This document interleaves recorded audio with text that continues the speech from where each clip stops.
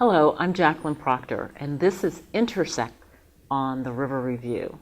Today, I have with me Brandee McCoy, a Huntington native who is doing great things over in the Fairfield West area. At least she's working towards these great things, and I'm very happy to have her with me to talk to us about it. So welcome, Brandee. Thank you for having me. Absolutely. I'm flattered. Oh, I'm flattered. So now that we've got that all over, Okay. talk to me about the inception of what you're doing for housing in the Fairfield West area. It was actually an invite from one of my friends who owns and operates a local bank here, First State Bank. We're friends. We've been friends for a long time. He reached out to me and said, "Hey, Brandee, do you know we have some inventory or houses in Fairfield West? Do you know of anybody who would be interested in owning these houses?" So I asked for the list of houses, did a survey of the area. I knew it was a unique opportunity that a bank was actually calling me for a redevelopment idea as opposed to us going to the bank and saying, "Hey, we have this brilliant idea." That's true. But after surveying the area, I thought I have to feel good about what I'm selling. And so given the opportunity, I asked him to ask his board if they would be interested in looking at the entire area for a revitalization zone. Okay. So looking at the houses beside the ones he currently owns, if we could either tear them down and start anew or do a quality rehab, meaning more than a simple fix to these houses. Gotcha. I was very eager up front and like, can we get them LEED certified? Meaning they would be very energy efficient. Mm-hmm. But it turns out that those kind of upgrades would probably be, the cost of the property would go up. Yeah, right. Yeah. And so we thought, well, we'll come up with some energy efficient designs that are affordable.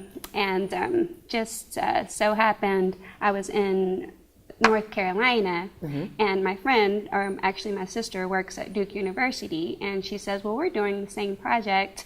I work in HR. Here are all the HR materials, and here's some basic articles. So you had something of a model to start with. A template.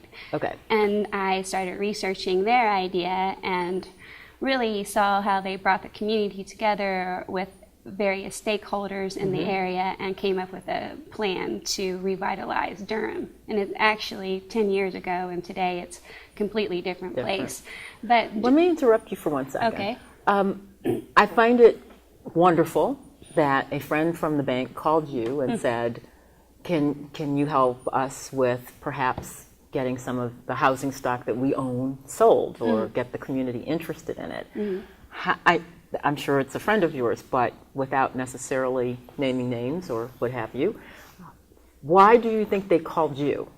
Because they knew I was from the area, and they were, actually our friendship is kind of based on housing lines. Oh, okay. They were from, these friends of mine are from Barbersville. They went to Barbersville High School. Okay. And we were obviously, at this time in the 80s, these neighborhoods were pretty much segregated, and they were crossing the lines to come and visit me. Well, these guys had a lot of money, at least in my eyes. They had a lot of money, and I remember being so embarrassed about these guys coming to see the conditions of my home, and they never judged me for my home, basically judged me for my character, and we have been friends ever since. So the bottom line is they didn't care how we were growing up or what kind of challenges we were facing. They just wanted to be friends. And so I remember, Jacqueline, the night that Sam first came to the house, I was almost in tears. You mean when you were in high school days? Right. Okay. We lived in one of those dilapidated houses. Sometimes we didn't have a front door, or the windows were busted in and the ceilings were caving in. So it was very embarrassing for them to see something like that. And, prayed about it, had some of the best dreams of my life that night, and I just find it ironic that it's all coming full circle now. Yeah. They know how much the neighborhood means to me, and how much my neighbors and friends and family mean to me, and what it would mean to me to have a hand in help improving the area. Are there still members of the community there that you grew up with? Well, that would be your parents' age, but are they still intact and still in the community? Absolutely. Fairfield West is a porch community. It's very tight-knit. I think that's what's one of the unique things about our community is that if something happens inside the community, it's pretty much a given that we feel like it's happened to all of us. The traditions and history there were pretty much connected to, and we pretty much would like to get back to that porch community where you walk down the street and would get in trouble if you didn't say hi to everybody sitting on that porch as soon as you walked in the house. Or they call your mom before you got back home. Yeah. And so now a lot of that spirit is there, but it's also done behind closed doors because of crime and drugs and gross over and underemployment and unemployment there. So I know you're a graduate, both undergrad and law of UNC. I'll forgive you for that because I went to the University of Maryland. So we'll just compete about ACC later. We'll talk about that.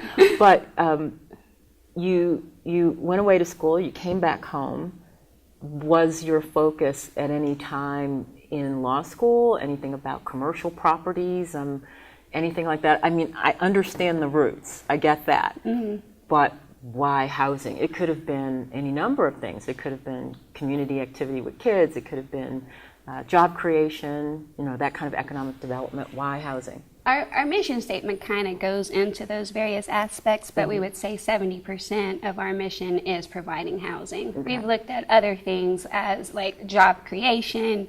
How do we come up with deterrent programs? How do we recruit young men to come and work with us? How do we give them hope? We know just from listening that some people get turned away before they even have a chance to interview. Or some people are so caught up that, hey, nobody would hire me, but if they come to someone that looks like them, has had similar experiences that they have, the trust factor is already there. And I've been very fortunate, I guess, from some of the previous work I've done in the neighborhood, that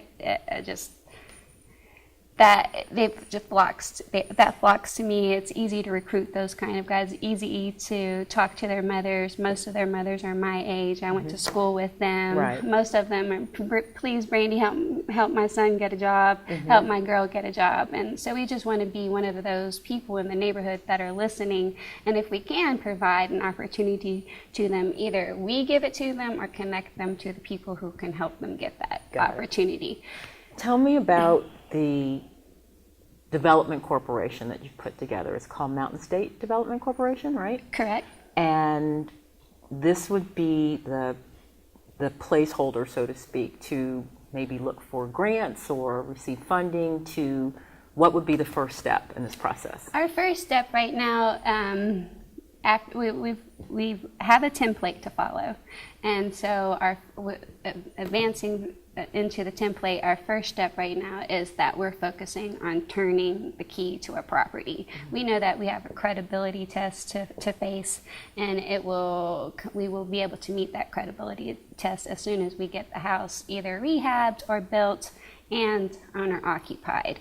And so to do that, in the very beginning stages of the plan, we had a template, right? We had something to work from. The second step from me was to organize, have community meetings, and come up with a potential list of homeowners. And we have a list of about 24 to 26 people that said, hey, if you build that, we will come here, or we will be interested in your home buying program. And then from there, we just try to assess who is with us, how can we make this happen, basically. How much do you think you would need, and these are my builder terms understanding from not having built a house, but most certainly spent a lot of money on them, would you need to at least do the initial spec house so people could see a product, and how long would it take from start to finish, do you think, to complete it?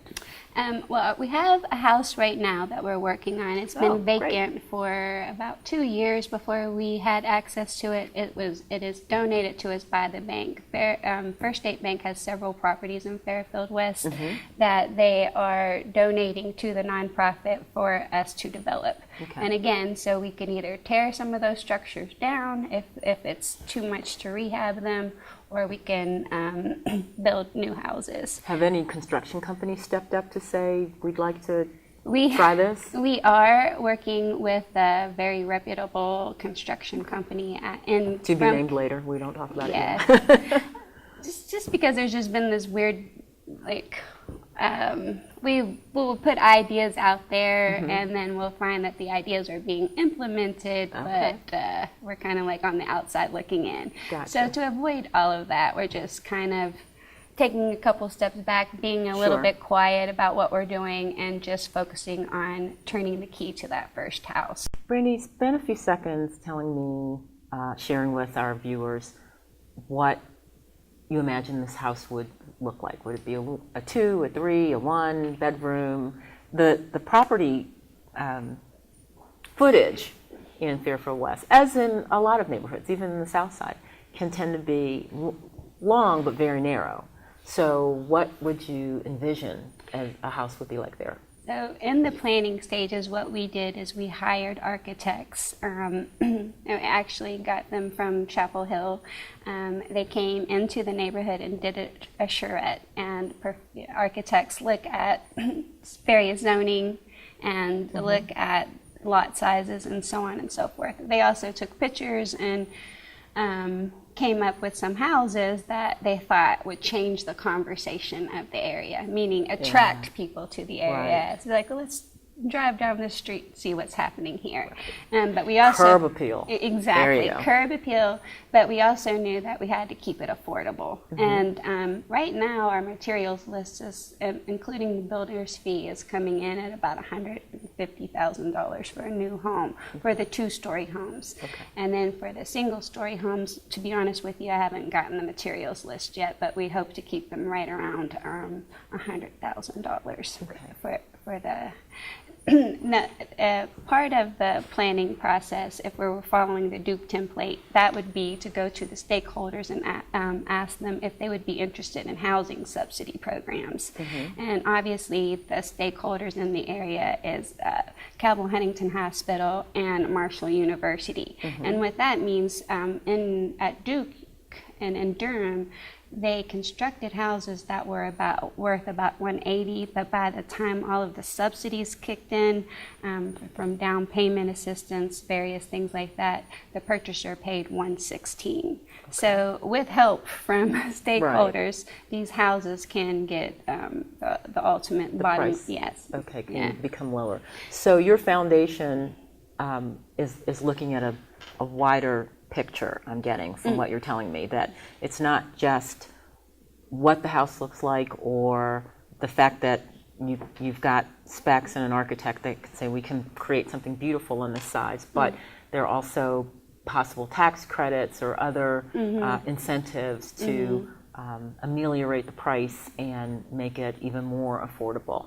Because, and not to be argumentative and push back if you care to, but $150,000 right now is a lot of money for most any place, but it would seem, I think it would make people pause a bit to go, well, I'm willing to invest in my community, but does it have to be that level? And I like the $100,000 too, but still, it's a mindset. And I like what you said about change the conversation. Right. Part of changing the concept is the overall look of the house.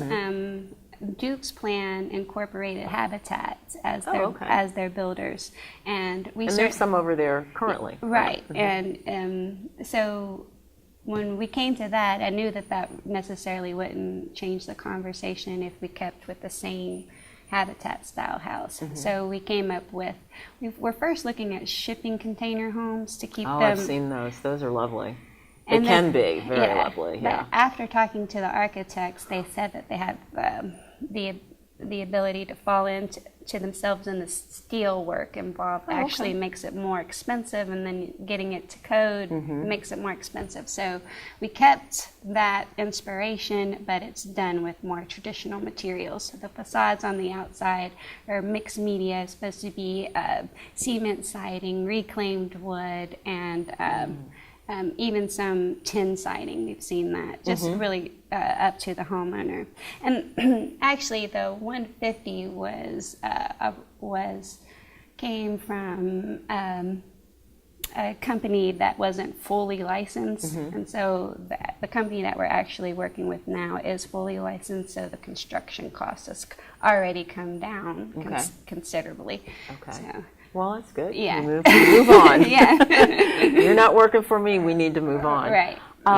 What, if anything, and this might be considered a bit of a controversial question, but to create these houses, you said you have a list already of potential buyers or potential strong interest in reinvigorating the community by buying one of these homes and coming back home, as it were. What kind of not only conversation change, but cultural shift would there have to be to make that work? Because some perhaps naysayers would say, well, you're going to create this beautiful housing over there with people who don't necessarily live around or have lived in or are comfortable with, high-end housing. How would you respond to that? You may have heard it already, I don't know, but how would you respond to that? I think the question, how do you change the culture, and that is really just stressing the importance of home ownership there, and then balancing home ownership with how much you pay for rent.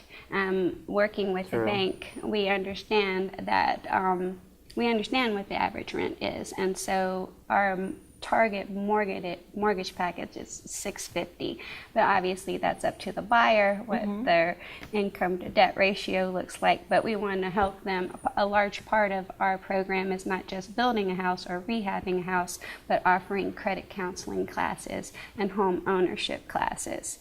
So as far as ownership would be a shift in, I think, as opposed to rental over there. So ultimately, and correct me if I'm wrong, you're envisioning a community that's owned by the people who actually live there, as opposed to, because I think this is probably a general problem across Huntington, that there's a lot of absentee landlords, and they're tough to get a hold of sometimes when it comes to correcting issues or improving issues for their rental units. It's a fact. I'm not picking on anybody, but it's been reported in different ways. So your goal is community investment with community members. Absolutely. That's why we started first. But Fairfield West is an open door community. Traditionally welcomes. That wasn't pointed to race. It was just pointed to, you live here, you should buy here. Right. And really to what gets at that, who's willing to take a risk in the area. And if you talk to a lot of people from Fairfield West, we love this area, we're not going anywhere. Or if they had better housing or access to better housing, we wouldn't want to go there. And I think that largely stems from the traditions that are created at the different community centers there. 80 Lewis Boys Club is a big rock. You'll see a lot of parent involvement, children involvement, and people want to keep that tradition going. I played there. I want my kids to play there, that kind of thing. But we've had I think our houses speak to, the style of it speaks to millennials and young professionals. Okay. And so when we show people our designs, actually we've had all kinds of people say, if you build that house, I'm coming over, coming over there. Good. So we have an affordable model, but if you take a look at our plans, if you do some simple upgrades on it, it definitely becomes a high-end house. But it's not, the idea was to make sure that the affordable models didn't stick out like sore thumbs, or people thought, well, hey, I'm living in a low... awkward. Right. What would it take to, what's on your immediate wish list to really get that going, to get not just not that that's a bad thing, but not only to get the remodeled house up and running and on the market, but to build a new house? What does it take? What do you want viewers to understand what your needs are? I think we need an understanding of what kind of development is actually taking place there. I know that the city of Huntington put out a press release last year on 4th of July that 50 Huntington Housing Authority homes were going to be constructed in the neighborhood. Well, obviously, if 50 Huntington housing homes are going to be constructed in that area, it's not really, it goes back to your point, who's going to buy a house that ultimately sells for $116,000. And so we just need more communication as to what kind of development is actually taking place there. And once we know which part of the community could be dedicated to this dedicated to the young professional. Gotcha. I mean, some of the people on our owners list grew up in the neighborhood, are now nurses, have blue-collar jobs, some of them. So we need to be able to tell the homeowner, the potential buyer, that your property will appreciate, it will not depreciate. Right. And so that's on my wish list. Hey, can we just target an area that says, hey, that we're going to do this kind of development? And obviously we're trying to please the stakeholders, Cabell Huntington Hospital, because we have an understanding that they want their patients and their employees to feel safe. So we want to target all around Huntington Hospital Sure, to build yeah. these beautiful homes. Wow. And then Marshall University has an interest in the area. One, because they want it to be an academic corridor. So anything outside of that lends to that kind of building. But they also have the Douglas building now, which is very close to the 80 Lewis Boys Club. Right. And so if we can focus on those dilapidated lots and abandoned houses, and in addition to the houses that are being donated to us, we would just like to see the right kind of development. Right. And not necessarily pushing poverty into the area. Gotcha. And so that's That the sounds big. good. Yeah, that's the sounds big, really good. big That's a question. big wish list, but it's a possible wish list. Brandee, I want to thank you for being with me today. It's been really eye-opening, and I hope to have you back another time to talk about what's going on moving forward. And I would love to have you to our first house that we are rehabbing, so I hope that you could make it to our grand opening, so to say. And thank you so much for having me on the show today. You're welcome. You invite me, I'll be there. And thank you for being with us on Intersect on the River Review.